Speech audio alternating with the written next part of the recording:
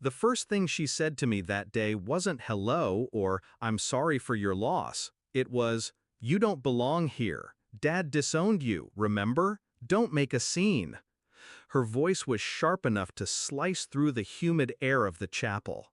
Her lipstick was perfect, her black dress designer, mourning as performance art. I didn't answer, because you don't argue with someone who's about to choke on their own arrogance. You just wait. Growing up, Claire was the golden child. I was tolerated, at best. She had perfect grades, perfect manners, perfect friends. I had dirt under my nails, questions Dad didn't like, and a knack for telling the truth even when it burned. The older we got, the wider the gap grew. She married rich. I started my own small business. She lived in the city. I stayed close to home. But the real fracture came 3 years ago. Dad fell ill. His mind stayed sharp, but his body, frail. He asked us to visit. I went every weekend, bringing groceries, paying his bills when he forgot to. Claire? She came once every few months, always in a hurry, always with that "I'm busy with real life" air. Then one Sunday, I walked in and found a lawyer at the kitchen table. Claire sat beside him, smiling like she'd just won something. Dad looked conflicted. "Just some estate planning," she said, too casually. I knew then. She started the campaign, whispering in Dad's ear, painting me as unreliable. You know she had that failed investment, that boyfriend who used you for money?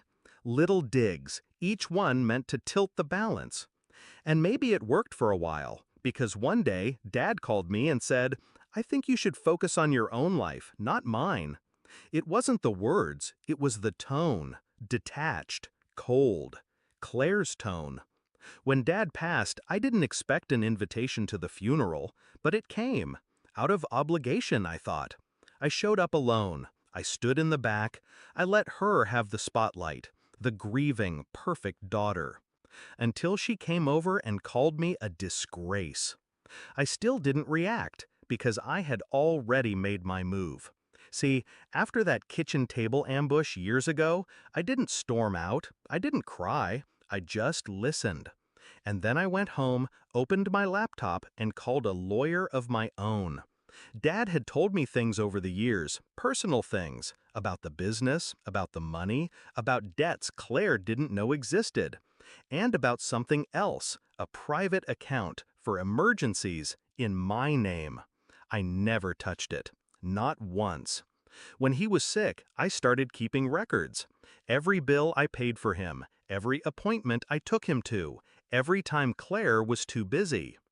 I sent Dad a letter once, handwritten. No accusations, just the truth.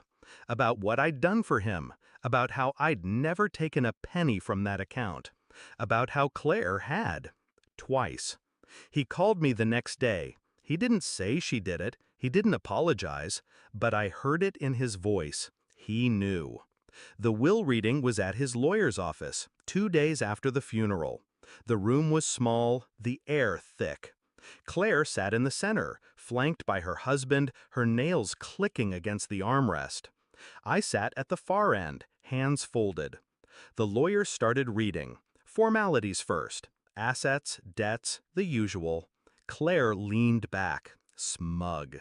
Then the lawyer's voice shifted. "To my daughter Claire, I leave the watch my father gave me and the painting above my desk. May they remind you of what can't be bought." Her smile flickered. "To my daughter Anna, the only one who never lied to me, I leave the remainder of my estate, my shares in the company, and the contents of my private account." Silence. Then a strangled "What?" from Claire. The lawyer continued unbothered.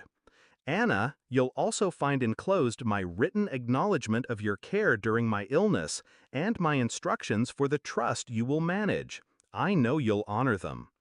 I didn't look at her. She tried to argue, claimed Dad was manipulated, threatened court. But the will was airtight, dated after my letter, signed in front of witnesses she didn't know existed. She left that room shaking, not from grief, from rage. It wasn't about the money, it was about the truth. About letting her taste what she'd been serving me my whole life. Irrelevance. And the best part? I didn't have to raise my voice. I didn't have to humiliate her in public. Dad did it for me, in ink. On the drive home, I rolled the window down. The cold air felt clean.